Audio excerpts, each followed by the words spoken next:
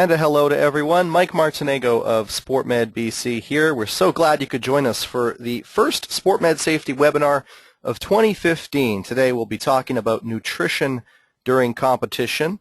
In all, we're doing a series consisting of 8 webinars. We started back in August of 2014, and here we are with our first of 2015, number 6 of an 8-part webinar series. Just before I throw it over to our Manager of Sports Safety and Event Services, Paul Dwyer, want to mention if you have any questions or comments, any feedback throughout, we will try our best to answer to it during the webinar.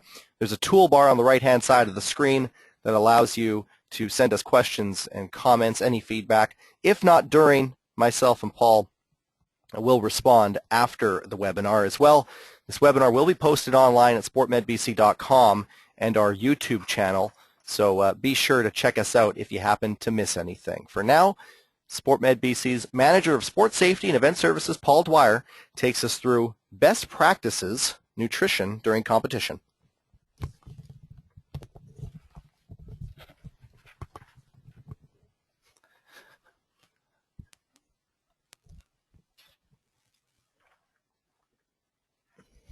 Okay, thank you, Mike, and thank you to everybody who's joining us tonight for nutrition during competition.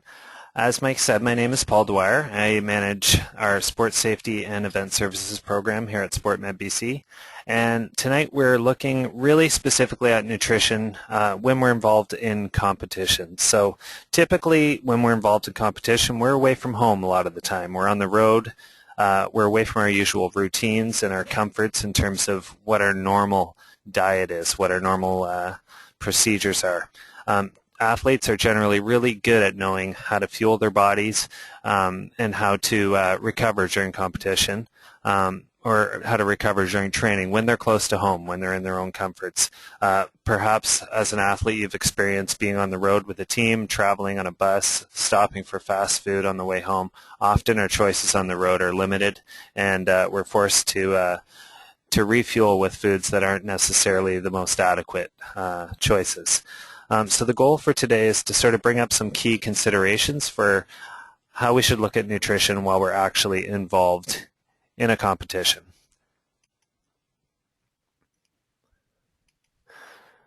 So what we're going to look at today is mainly firstly going over an understanding of what fuels us for performance. So what are our sources of food energy?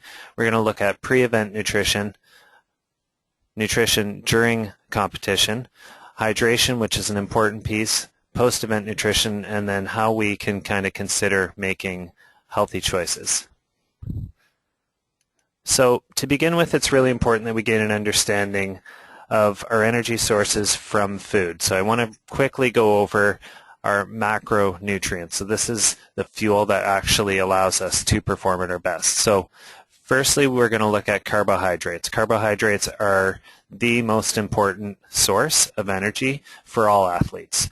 It's the most important fuel, and it really allows you to not only sustain energy during competition, but it also allows you to replenish or recover from your activities. So what we're looking at is carbohydrates being stored within the body as glycogen, and this is a usable energy source that's converted, and this is stored within our liver and as well within our muscles, more so within our muscles. That's the real source of our energy for competition, and we're looking at roughly 500 grams of storage potential, most of that being in muscle. So within the muscle glycogen, this is what provides us energy, and the liver glycogen stores, those really help maintain our blood sugar level, and they'll help us to release blood glucose into the bloodstream. So in terms of calorie, we're looking at 1 gram of carbohydrates equaling 4 calories. So in terms of doing a measure of your fuel intake, this is how we can kind of measure how much we're taking in based on the grams of carbohydrates that we're taking in. Recommendations for a sedentary person are as low as 4 grams per kilogram of body weight. Once we start competing, our energy requirements are much more intense. They're much larger. So therefore, we need to increase our carbohydrate intake for increased demand of energy output. So what we're looking at is roughly 5 to 7 grams per kilogram of body weight for moderate duration or lower intensity exercise, and 7 to 10 grams per kilogram of body weight for more moderate to heavy exercise or getting into endurance. And some endurance athletes, and depending on the intensity and the duration of their activity, as well as their level of experience and training, may consume more than 10 grams per kilogram of body weight. And our carbohydrates, we're really looking at our grains, vegetables, and fruits mainly. Next, we look at proteins. So proteins are the real building blocks. They help us to repair tissue. They help us to repair ourselves. They aid in enzymatic function, hormone function, and antibody functions. So it doesn't really do a lot in terms of contribution as fuel for energy unless we're in sort of an emergency scenario where we're very, very depleted in terms of our energy stores. So what we're looking at is 1 gram of protein being or equating to about 4 calories. So our guidelines in terms of protein intake is quite low. There's sort of this misconception out there that protein provides us with power and strength, when in actuality our power and strength is really related to training and how we stress our system to actually achieve power and strength. And protein can really sort of help us repair from those stresses. So we're looking at approximately 0.75 grams per kilogram of body weight. With endurance athletes, we want to increase that a little more, because what we're looking at is repairing damage to the body, so 1.2 to 1.4 grams per kilogram of body weight. And if we're a strength or power athlete, we're looking more at higher percentages of protein needed for those sports because of the muscle damage that's experienced through intense contractions needing maximal effort. So we're looking at 1.4 to 1.8 grams per kilogram of body weight. And how we consume proteins during competition, these are really best utilized in combination with carbohydrates to replace this muscle glycogen so that we can enhance our recovery. And our proteins are meats, fish, eggs, other animal products, nuts, seeds, some grains as well. And our last macronutrient I want to talk about is our fats. So our fats, they're often looked down upon, but our fats are absolutely essential for bodily function. We store our fat in our body as adipose tissue, or the fat tissue we're all familiar with. It's stored around our organs, under our skin, and even within our muscle.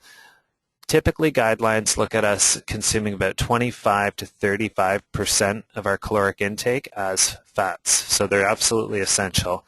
1 gram of fat actually provides a lot more calories. We're looking at 9 calories per 1 gram of fat. So really, the aim should be to consume a higher percentage of what we call our unsaturated fatty acids versus our saturated and trans fatty acids. So this is a topic we could go into at length, but we're just going to keep it simple for now. One thing we can say is that placing more emphasis on consuming these omega-3 fatty acids have a lot of benefits in terms of increasing your aerobic metabolism, our oxygen delivery to the cells, increasing our energy levels, and potentially decreasing our inflammation. And basically, our fats come from oils, nuts, seeds, some animal fats as well. Another key element is that we also incorporate adequate vitamins and minerals in our diet. Vitamins are essential for our growth and maintenance of our health.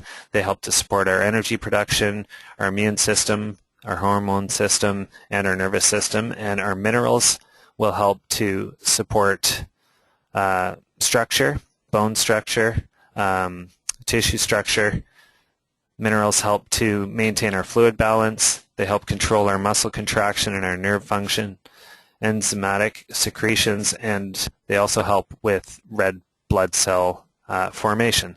So vitamins and minerals are a key part of the diet, and a balanced diet can really help to make sure that we have a balance of vitamins and minerals. There is a misconception that we need to supplement, but if we have a really balanced diet, we should be able to maintain a healthy balance of vitamin and minerals without actually supplementing our diet. So when we look specifically at event nutrition, it's important for us to first understand what our energy needs are based on our sport. So if we understand our energy system better, then we can understand what fuels we need. So energy is really about the breakdown of chemical compounds to produce heat and energy, or ATP or adenosine triphosphate. So without getting into a big scientific discussion, we'll just briefly discuss the three systems. So our ATP PC. This is our adenosine triphosphate phosphocreatine system, and this is really utilized with our sports that have short bursts of energy. So we're looking at less than 6 seconds, really high intensity bursts. So this is our power sports, maybe powerlifting, things like that. Okay, and our energy sources there are this ATP and phosphocreatine. Secondly, we've got our anaerobic glycolytic system, and this is when we're looking at more high-intensity activities of up to 30 seconds. So we're looking at our sort of longer sprints. We use this system when we're out on a shift for hockey, skating really hard, or perhaps we utilize this system when we're just having short, quick bursts of energy that are greater than 6 seconds, but still in that 30-second range. And we're looking at utilizing ATP and muscle glycogen as well within this. The aerobic system is more requiring oxygen, and we're looking more at moderate or high intensity or longer duration activities. And in this, we're using energy sources of muscle glycogen, our liver glycogen, our blood glucose, even our fat tissue starts to be utilized, as well as our intramuscular fat. The second and third systems have a lot of overlap depending on the activity we're doing. All three systems can be utilized in any sport at any given time. So it's just important to kind of understand where your sport is going to have the most activity in terms of the energy system we're utilizing. So in terms of pre-event nutrition, so what are we meant to do prior to our event beginning? Really, all of our activities utilize this muscle glycogen. Okay, and muscle glycogen is really put there through the intake of our carbohydrates. So the amount of glycogen that is stored in our muscle and liver prior to our competition will have a direct impact on performance. So really it's about carbohydrate intake. Our storage capacity in terms of our ability to store carbohydrates to store muscle glycogen is directly linked to our muscle mass and our body weight. So it really is dependent on our size as well as on our sport demands. So our rough guidelines in terms of this carbohydrate consumption, as I said, for a sedentary adult, so somebody who's not involved in a lot of activity, typically we look at 4 grams per kilogram per day, and we're talking kilogram of body weight. When we're looking at somebody who's involved in a competition or in training that's 1 to 2 hours long, we're looking at 5 to 7 grams per kilogram of body weight per day. And for those endurance athletes or athletes that are competing at a really high intensity level, we're looking at 7 to 10 grams per kilogram of body weight per day.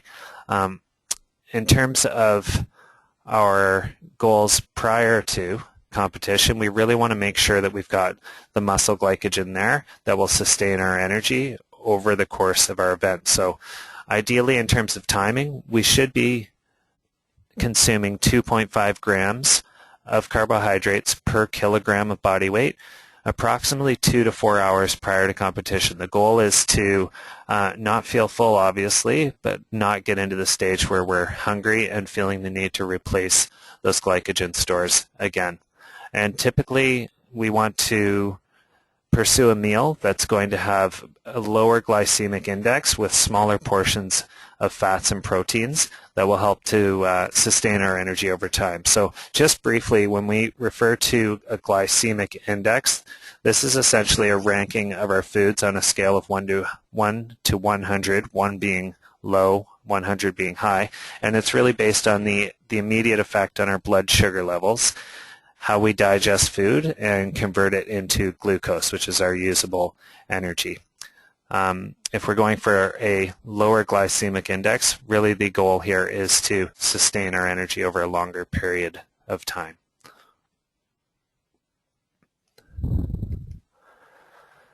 When we're actually involved in competition, there are a lot of sports that actually don't require us to take in food during competition.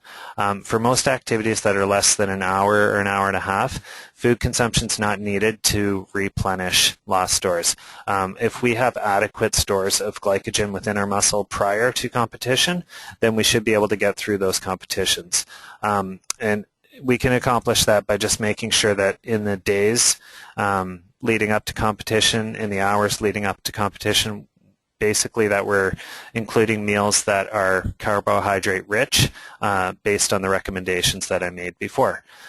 For activities that are greater than 1.5 hours, what will start to happen with our bodies is our muscle glycogen will be depleted, and then we will start to turn to our blood sugar, our blood glucose, as well as our fat stores. So what you'll see often in endurance events or people in sports that are longer than this duration is that athletes will start turning to sources of quick carbohydrate or quick glycogen stores through sources such as sports drinks, gels, diluted juice, energy bars, fruit, etc. And basically the goal there is to consume carbohydrates to help sustain their energy over a longer period of time.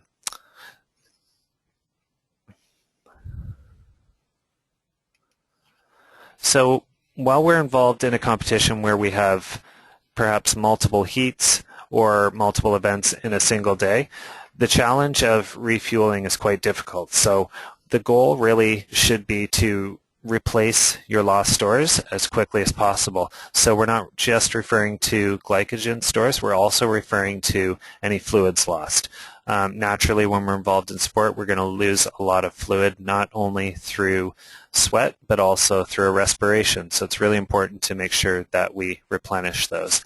Your goal in terms of glycogen restorement is really to consume at least 1 gram of carbohydrates per kilogram of body weight within 2 hours. So this 2-hour window after our competition is when we're most efficient at replacing the carbohydrates we've lost and restoring this muscle glycogen.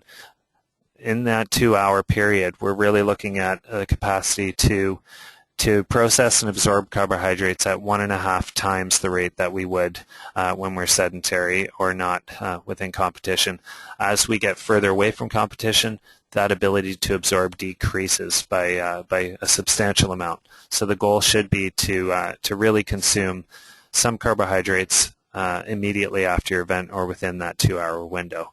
And some of the options we can look at, especially when we're still involved in competition, is trying to avoid foods that are rich in oils and fats. We don't want to have excessive protein that's going to take away from absorbing the carbohydrates. So other options we can consider are sports drinks, meal replacement shakes, smoothies, and maybe higher glycemic index foods. So these are foods that are quickly absorbed into the bloodstream and can be stored as glycogen in the muscle cells. And really, one of your priorities should be to consume smaller portions over a long period of time over a single large heavy meal. So before we get on to speaking about what we're looking at after competition, it's important to kind of consider the importance of hydration during competition. So just briefly to speak about the importance of water.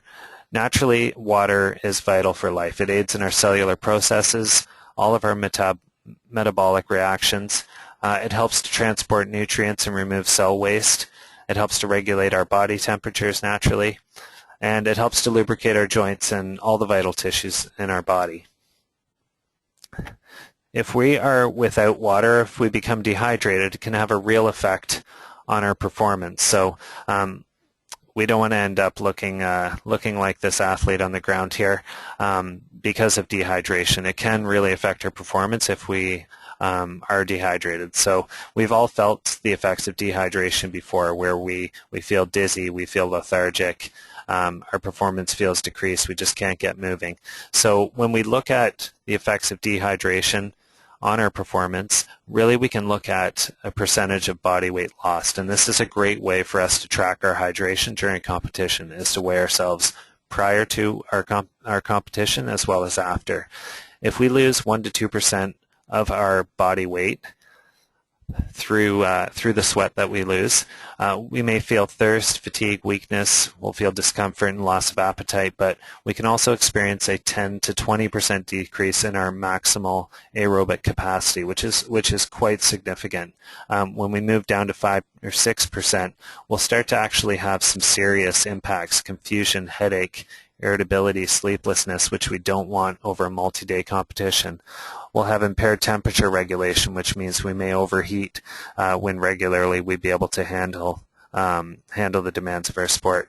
We'll have increased breathing rate, which will make it more difficult for us to transfer oxygen to our tissues, and we can have as much as a 30% decrease in our maximal aerobic capacity. So even if our diet is good and we are dehydrated, we have to consider the effects. And as we get more and more dehydrated, and dehydration is a cumulative process, we'll start to lose more of our body weight, and we could even experience dizziness, muscle spasm, delirium, exhaustion, collapse. So if we're competing over multiple days, we really have to ensure that we are really well hydrated so that we can manage that. So just a few recommendations in terms of hydration. Really, and before competition, we're looking at ensuring that we start to get hydrated before we're involved in our respective sports. So 400 to 600 milliliters of water 1 to 3 hours before a competition is very important.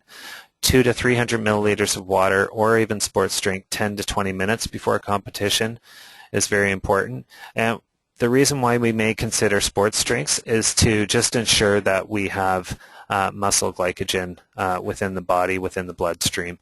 While we're actually involved in sport, depending on the sport and the demands, 200 to 300 milliliters of water or a sports drink every 10 to 20 minutes can really help to maintain our hydration, especially in those sports where we're going to be losing a lot of sweat. Obviously, that's not always easy depending on the nature of our sport, but it should be a goal. And then after we're done competition, we really want to replace 500 to 600 milliliters of water or sports drink within the 1 to 2 hours of competition. So again, that window allows us to sort of replenish really quickly. The benefit of water versus sports drinks over water. Those sports drinks will often include a mixture of carbohydrates that can help replenish those losses, as well as minerals that we lose through our sweat, so the calcium, sodium, potassium that we're going to need for the maintenance of our muscle contractions and our cellular processes. Another recommendation is that if we've lost up to a kilogram of body weight, we want to replace it with 1.2 to 1.5 liters of fluid for every kilogram of body weight lost during competition. So when we finish competition, it's often a challenge for us to make sure that we're getting the nutrients that we need to replace what's been lost. So some of the considerations we need to think about after our competition is over, perhaps if we have another one, is the degree of glycogen depletion. So how much have you lost? How much have you burned in terms of energy? We also want to consider the extent of our muscle damage. So do we need protein in our diet to replace or to help repair what damage has been done to muscle tissue? We have to consider our hydration status, so looking again at our body weight or even our urine status to see if we are dehydrated. Another thing we have to consider in terms of this post-event nutrition is what's the availability of our food sources?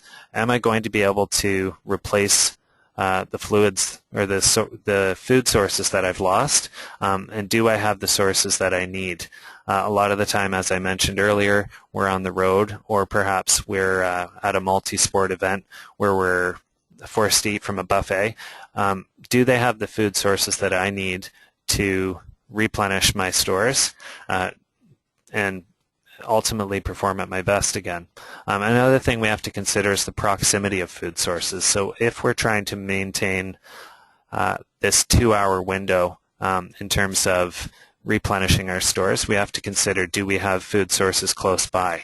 If we don't, we need to plan accordingly for that.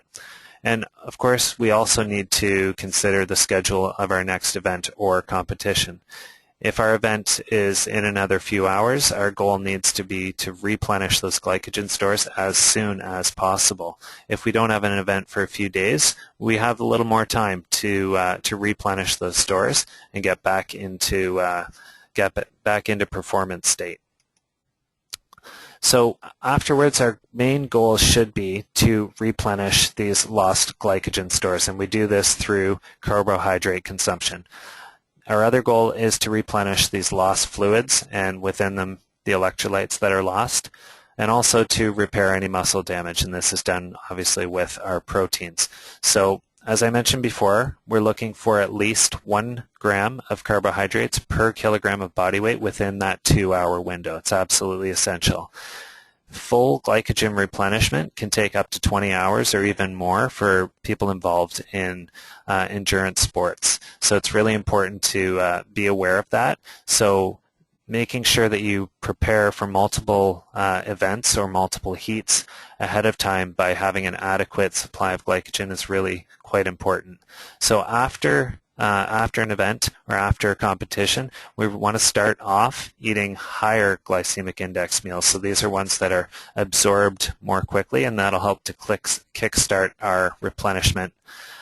We also want to combine a meal that involves some protein, and that'll help to support our muscle repair, and it also helps us to increase our capacity to uptake glucose and the amino acids from the blood and put them into muscle cells. And of course, we want to ensure that we're hydrating so that we can replace this lost fluid and the electrolytes lost through sweat and respiration. So one of the big challenges we have when we are at a competition, as I mentioned, are making healthy choices. And the reason why these are challenges is that we may be under a schedule that's completely different than what we're used to. We're forced to compete at various times, and it takes us off of our regular scheduled diet. Another challenge, of course, is food sources. So as I mentioned, sometimes we're forced to eat fast food. Sometimes we're forced to eat from a buffet. Sometimes we're forced to make choices, food choices that we normally wouldn't have to make in the comforts of our own home.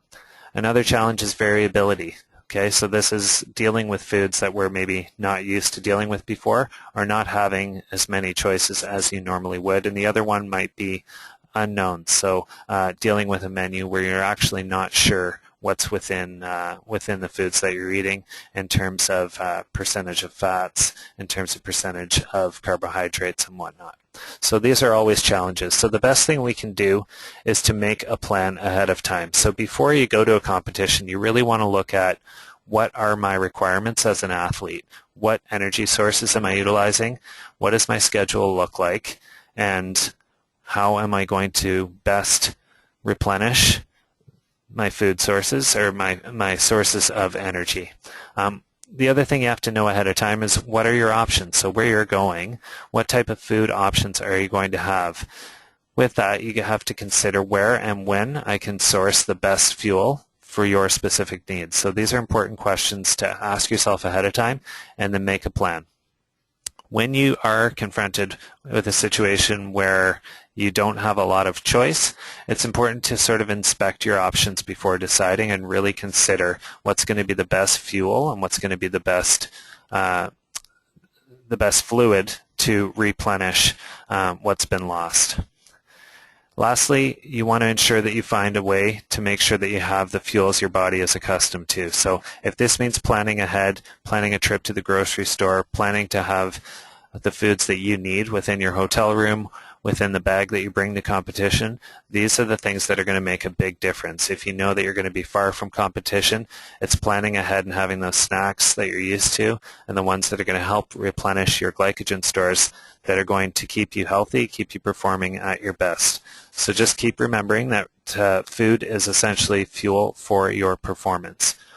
I want to thank you for joining us this evening. As Mike mentioned, if you have any questions, please let us know.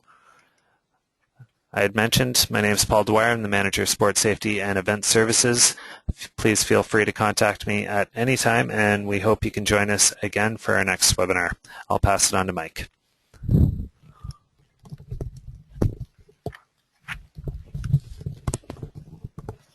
Thank you, Paul, and thanks to everyone for tuning in and passing along their thoughts and for tips and tools, resources, a variety of information and courses and events. Be sure to visit SportMedBC.com. As you can see there, Paul mentioned how to connect with him. There's his email, and there is his phone information. For more on SportMedBC, check out our website, SportMedBC.com. You can find us on YouTube.